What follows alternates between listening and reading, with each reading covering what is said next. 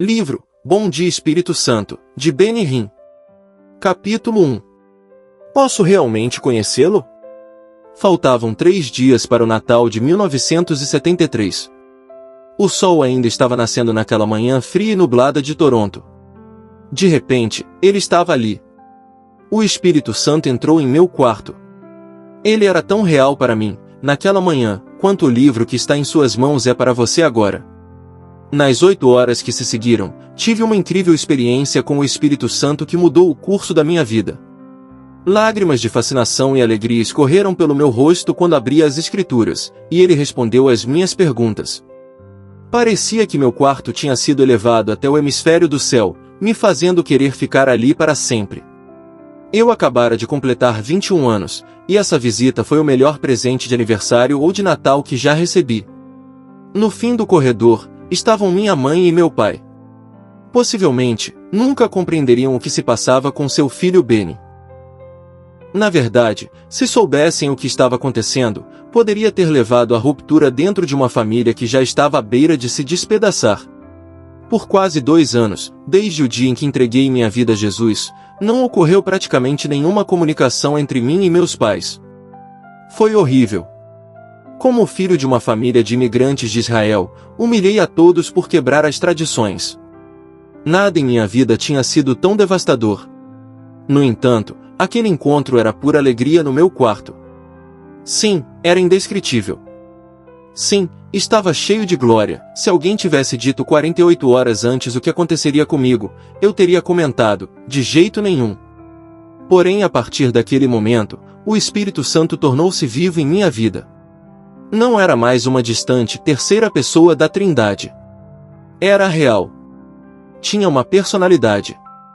E agora eu quero compartilhá-lo com você. Meu amigo, se você estiver pronto para começar um relacionamento pessoal com o Espírito Santo, que ultrapassa tudo o que você já sonhou ser possível, continue lendo. Se não, deixe-me recomendar que feche este livro para sempre. Isso mesmo. Feche o livro. Porque as coisas que vou contar transformarão a sua vida espiritual acontecerá de repente. Pode ser enquanto estiver lendo. Talvez enquanto estiver orando. Ou enquanto estiver dirigindo para o trabalho. O Espírito Santo vai responder ao seu convite. Ele se tornará seu melhor amigo, seu guia, seu consolador, seu companheiro de toda a vida. E quando se encontrarem, você dirá, Benny, deixe-me contar o que o Espírito tem feito em minha vida. O poder de Deus revelado uma noite curta em Pittsburgh. Um amigo meu, Jim Poitier, pediu para que eu o acompanhasse em uma viagem de ônibus a Pittsburgh, Pensilvânia. Conheci Jim, um ministro metodista livre, na igreja que eu frequentava. O grupo iria para uma reunião com uma evangelista, Kathryn Kuhlman. Para ser honesto, eu não conhecia muita coisa sobre o ministério de Kathryn. Já a tinha visto na televisão e me desapontaram um pouco. Achei que falava de um jeito engraçado e tinha um visual estranho. Por isso, não estava com muitas expectativas. No entanto, Jim era meu amigo, e eu não queria decepcioná-lo. No ônibus, eu disse, Jim, você nunca vai imaginar o momento difícil que passei com meu pai por causa dessa viagem. Veja, depois da minha conversão, meus pais tinham feito todo o possível para evitar que eu fosse à igreja. E agora uma viagem para Pittsburgh? Era quase fora de questão, mas eles permitiram, contrariados. Saímos de Toronto na quinta, no meio da manhã. E o que deveria ser uma viagem de 7 horas demorou bem mais por causa de uma súbita tempestade de neve. Chegamos ao nosso hotel somente à 1 da manhã. Então, Jim falou, Benny, precisamos acordar às 5. 5 da manhã? Perguntei. Para quê? Ele me contou que se não estivéssemos na porta do edifício às 6, nunca conseguiríamos um lugar. Bem, simplesmente não conseguia acreditar. Quem já ouviu falar em ficar parado no frio antes de o sol nascer para ir à igreja? Porém ele disse que era isso que devíamos fazer. Fazia muito frio. Às 5, acordei e coloquei todas as peças de roupa que pude encontrar, botas, luvas, tudo. Parecia um esquimó. Chegamos à primeira igreja presbiteriana, no centro de Pittsburgh, e ainda estava escuro. Mas fiquei chocado ao ver que centenas de pessoas já estavam ali. E as portas demorariam 2 horas para serem abertas. Ser pequeno tem algumas vantagens. Comecei a me aproximar das portas, puxando de atrás de mim. Havia até pessoas dormindo nos degraus da entrada. Uma mulher me contou: eles ficaram aqui a noite toda. É assim toda semana. Quando cheguei ali, comecei a vibrar de repente, como se alguém tivesse agarrado meu corpo e começado a me sacudir. Pensei por um instante que o ar gelado era o culpado. Mas estava bem agasalhado e, certamente, não sentia muito frio. Um tremor incontrolável tomava conta de mim. Nunca tinha acontecido algo assim antes. E não parava. Eu estava muito constrangido para contar a Jean, mas podia sentir meus ossos vibrando. Sentia em meus joelhos. Em minha boca. O que está acontecendo comigo? Eu me perguntava. Será o poder de Deus? Não conseguia entender. Correndo pela igreja naquele momento, as portas estavam prestes a serem abertas, e a multidão empurrava tanto que eu quase não conseguia me mexer. Mesmo assim, a vibração não parava. Jean falou: Benny, quando essas portas se abrirem, corra o mais rápido que puder. Por quê? Perguntei. Se não correr, vão passar por cima de você. Ele já tinha estado ali e sabia o que esperar. Bem, nunca pensei que entraria correndo em uma igreja, mas ali estava eu. E quando aquelas portas se abriram, tornei-me um velocista olímpico. Passei por todos. Senhoras, jovens, todos eles. Na verdade, fui direto para a primeira fileira e tentei me sentar. Uma recepcionista me disse que a primeira fileira estava reservada. Descobri depois que a equipe da senhorita Kuhlman escolhia a dedo quem se sentaria na primeira fila. Ela era tão sensível ao espírito que queria somente apoiadores positivos e fiéis na sua frente. Com o meu problema sério de gagueira, sabia que seria inútil discutir com a recepcionista. A segunda fileira já estava cheia, mas Jean e eu encontramos um lugar na terceira. Faltava 1 hora para o culto começar, então tirei meu casaco, minhas luvas e minhas botas. Quando relaxei, percebi que estava tremendo mais do que antes. Simplesmente, não parava. As vibrações atravessavam meus braços e pernas como se eu estivesse preso a algum tipo de máquina. A experiência era estranha. Para ser honesto, eu estava assustado. Enquanto o órgão tocava, tudo o que eu conseguia pensar era em meu corpo tremendo. Não era uma sensação de doença. Não era como se estivesse ficando gripado ou com algum vírus. Na verdade, quanto mais tempo aquilo continuava, mais lindo se tornava. Era uma sensação incomum, que não parecia nem um pouco física. Naquele momento, como se saísse do nada, Katherine Kuhlman apareceu. Em um instante, a atmosfera naquele prédio se tornou eletrizante.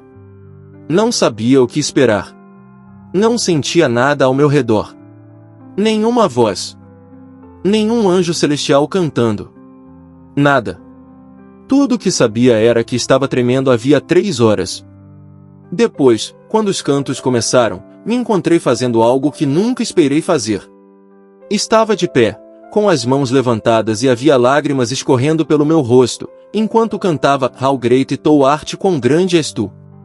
Era como se eu tivesse explodido. As lágrimas nunca tinham escorrido de meus olhos tão rapidamente. Nem me fale em êxtase. Era um sentimento de intensa glória.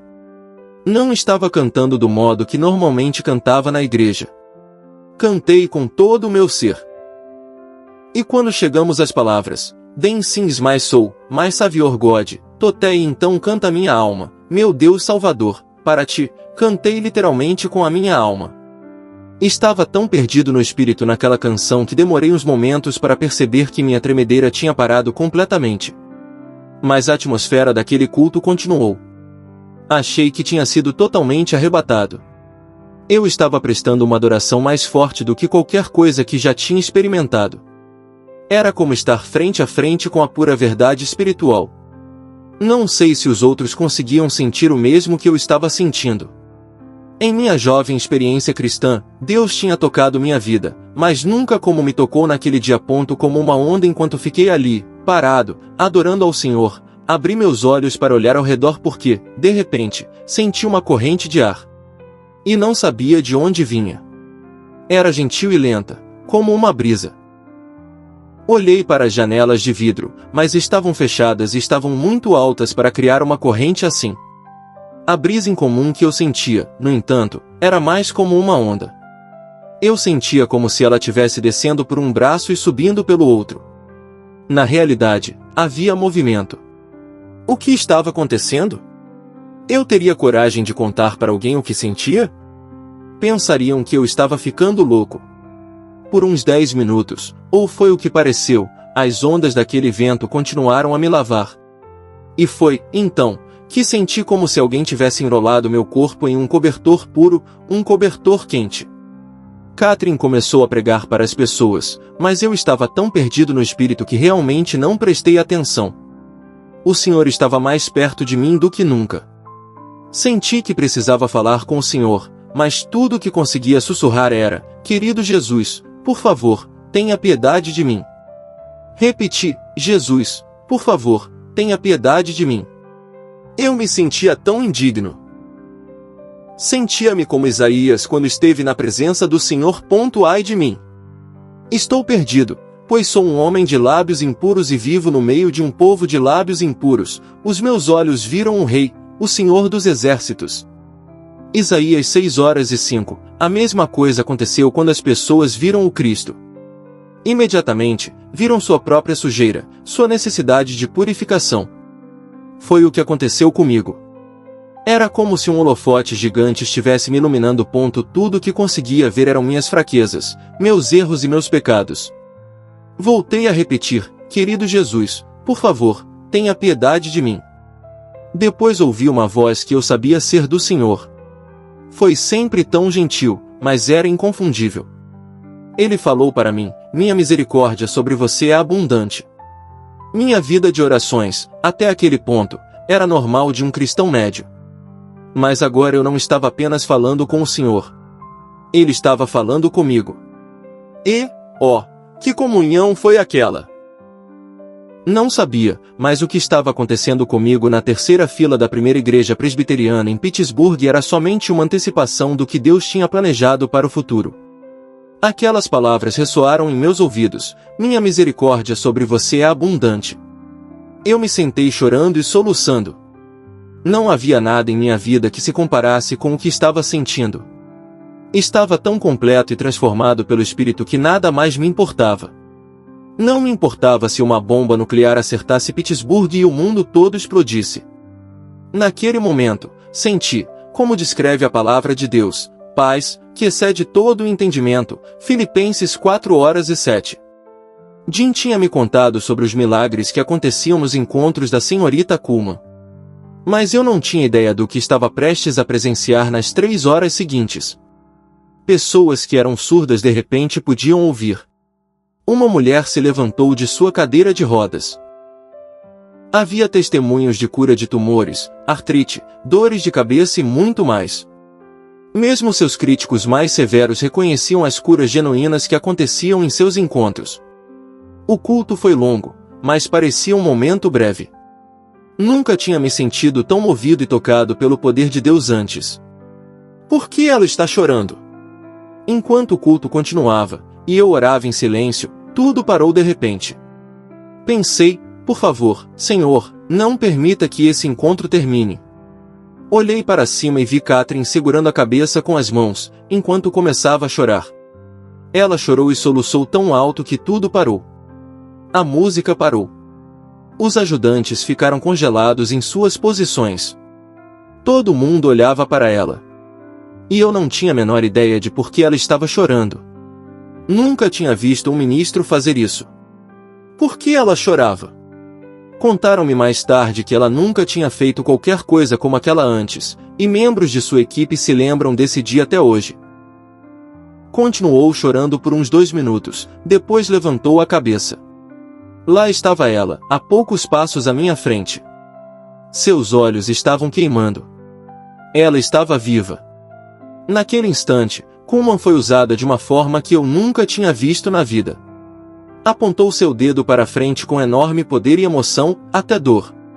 Se o demônio em pessoa estivesse ali, ela teria se livrado dele com um simples toque. Foi um momento de incrível dimensão. Ainda chorando, olhou para a audiência e disse com muita agonia: "Por favor." Ela parecia esticar a palavra: "Por favor, não entristeçam o Espírito Santo." Ela estava implorando. Se você puder imaginar uma mãe implorando para um assassino não atirar em seu bebê, foi assim. Ela implorou e pediu. "Por favor," ela chorava, "não entristeçam o Espírito Santo. Até hoje posso ver seus olhos." Era como se estivessem me olhando diretamente. E, quando suas palavras ressoaram pela igreja, dava para soltar um alfinete e ouvi-lo cair. Eu tinha medo de respirar. Não movia nenhum músculo. Estava me segurando ao banco na minha frente tentando imaginar o que aconteceria em seguida. Depois ela falou: "Vocês não entendem? Ele é tudo que eu tenho." Pensei: o que ela está falando? Então, ela continuou seu pedido fervoroso dizendo: "Por favor, não o entristeçam. Ele é tudo que tenho. Não machuquem aquele a quem eu amo." Nunca esquecerei essas palavras. Ainda consigo me lembrar da intensidade de sua respiração quando as disse. Em minha igreja, o pastor falava sobre o Espírito Santo, mas não dessa maneira.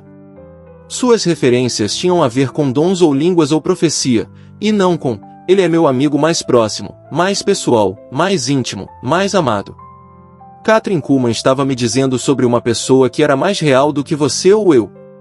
Depois ela apontou seu longo dedo para mim e disse com grande clareza: "Ele é mais real do que qualquer coisa neste mundo. Preciso ter isso."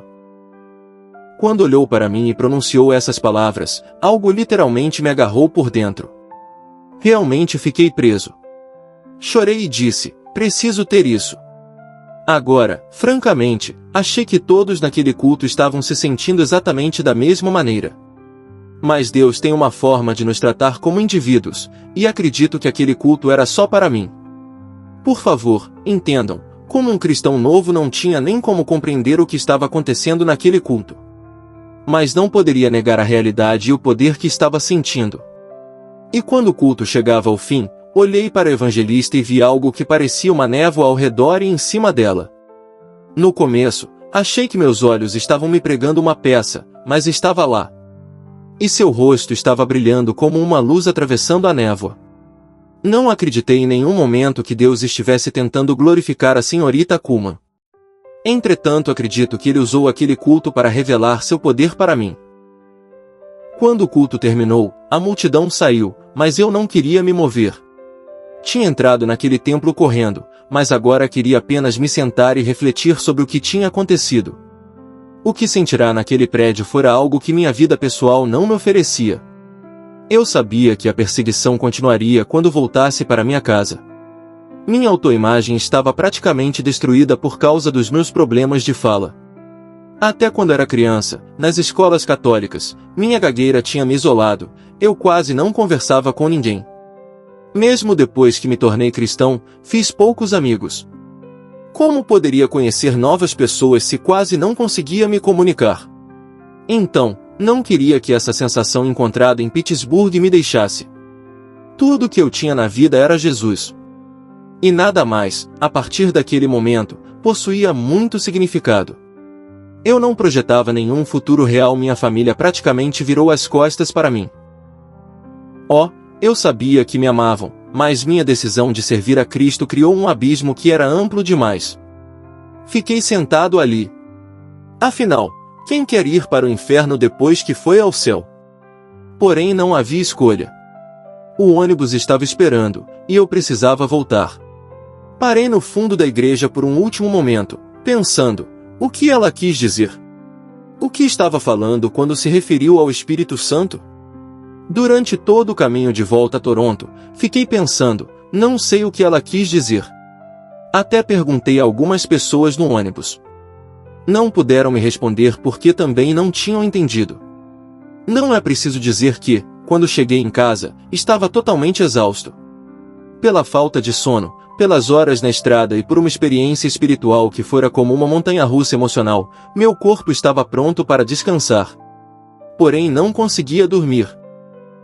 Meu corpo estava cansado até os ossos, mas meu espírito permanecia ativo, como se uma cadeia infinita de vulcões estivesse explodindo dentro de mim. Percebendo a presença de Deus. Quem está me puxando? Enquanto estava deitado em minha cama, senti como se alguém estivesse me puxando para fora do colchão e me pondo de joelhos. Era uma sensação estranha, mas sentia que era tão forte que não podia resistir. Lá estava eu, na escuridão daquele quarto, ajoelhado. Deus não tinha desistido de mim ainda, e eu respondia ao seu comando. Sabia o que queria dizer, mas não sabia como pedir.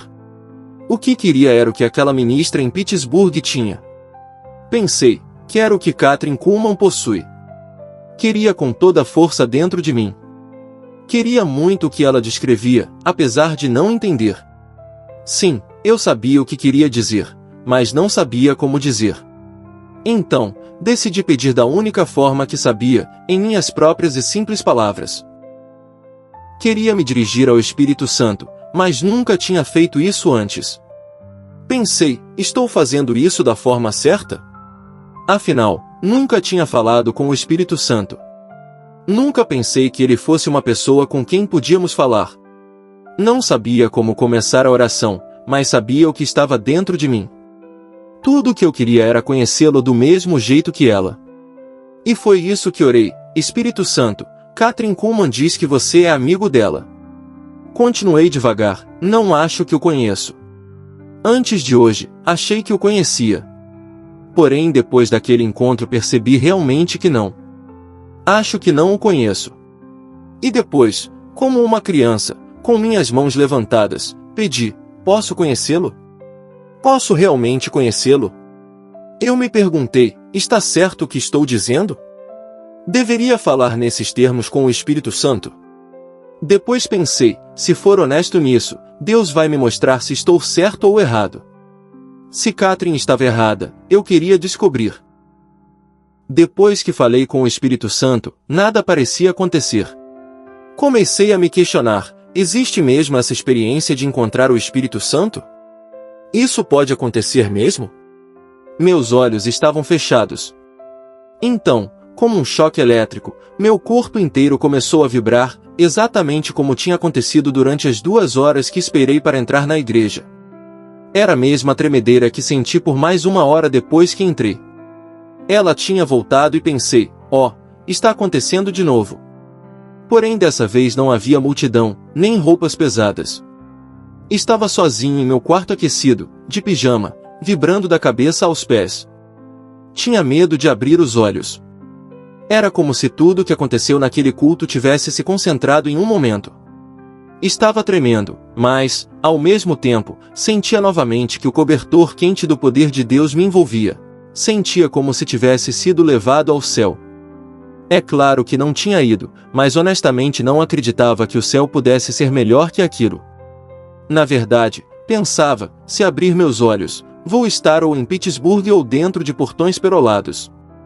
Bem, depois de um tempo, acabei abrindo meus olhos, e para minha surpresa, estava bem ali no meu quarto. O mesmo chão. O mesmo pijama. Porém eu ainda estava tremendo com o poder do Espírito de Deus. Naquela noite, quando finalmente dormi, ainda não tinha percebido que havia começado em minha vida. As primeiras palavras que falei na manhã seguinte, cedo, muito cedo, eu estava acordado. E mal podia esperar para conversar com meu novo amigo. Essas foram as primeiras palavras que saíram da minha boca. Bom dia, Espírito Santo. No momento em que falei essas palavras, a atmosfera gloriosa voltou ao meu quarto. Porém, dessa vez eu não estava vibrando ou tremendo. Tudo o que sentia era o envolvimento de sua presença. No segundo instante em que eu disse, bom dia, Espírito Santo, sabia que ele estava comigo no quarto. Não fui preenchido com o Espírito apenas naquela manhã, mas também era renovado cada vez que passava algum tempo orando. O que estou falando vai além de falar em outro idioma. Sim, eu realmente falei em uma linguagem celestial, mas era muito mais do que isso. O Espírito Santo se tornou real, tornou-se meu amigo. Tornou-se minha companhia, meu conselheiro. A primeira coisa que fiz naquela manhã foi abrir a Bíblia. Queria ter certeza. E quando abri a palavra, sabia que ele estava comigo como se estivesse sentado ao meu lado. Não vi seu rosto ou suas feições, mas eu sabia onde ele estava. E comecei a conhecer sua personalidade. Daquele momento em diante, a Bíblia tomou uma dimensão completamente nova. Eu dizia: Espírito Santo, mostre-se para mim na palavra. Queria saber por que ele tinha vindo e fui guiado a estas palavras. Nós, porém, não recebemos o Espírito do mundo, mas o Espírito procedente de Deus, para que entendamos as coisas que Deus nos tem dado gratuitamente. 1 Coríntios 2:12. Quando perguntei por que ele queria ser meu amigo, levou-me as palavras de Paulo: a graça do Senhor Jesus Cristo, o amor de Deus e a comunhão do Espírito Santo sejam com todos vocês. 2 Coríntios 13:14. A Bíblia se tornou viva. Nunca tinha realmente entendido o impacto destas palavras, não por força nem por violência, mas pelo meu espírito, diz o Senhor dos Exércitos. Zacarias 4:6. Repetidas vezes, ele confirmou na palavra o que estava fazendo na minha vida. Por mais de 8 horas, naquele primeiro dia, depois dia após dia, continuei conhecendo-o mais e mais. Minha vida de oração começou a mudar. Agora, falei: Espírito Santo, como você conhece tão bem o Pai, me ajudaria a orar. E quando comecei a orar, fui levado ao lugar onde, repentinamente, o Pai era mais real do que já tinha sido antes. Era como se alguém tivesse aberto uma porta e dito: aqui está ele. Meu professor, meu guia à realidade da paternidade de Deus ficou mais clara do que antes. Não era como ler um livro ou seguir uma fórmula A, B, C. Era só pedir para o Espírito Santo abrir a palavra para mim. E ele abria. Porque todos os que são guiados pelo Espírito de Deus são filhos de Deus. Pois vocês não receberam um espírito que os escravize para novamente temerem, mas receberam o Espírito que os adota como filhos, por meio do qual clamamos: Abba Pai. Romanos 8:14-15. Comecei a compreender tudo o que Jesus disse sobre o Espírito Santo. Ele era meu conforto, meu professor, meu guia. Entendi, pela primeira vez, o que Jesus quis dizer quando falou aos seus discípulos: sigam-me. Depois, um dia, ele falou: não me sigam, porque aonde eu vou, vocês não podem ir. Ele continuou: mas o Espírito Santo, ele vai guiá-los. Ele vai liderá-los. O que ele estava fazendo? Cristo lhes dava outro líder. Outra pessoa a seguir. Minha busca nas Escrituras continuou, dia após dia, por semanas, até que todas as minhas perguntas foram respondidas. Em todo esse tempo eu estava buscando conhecer melhor o Espírito Santo.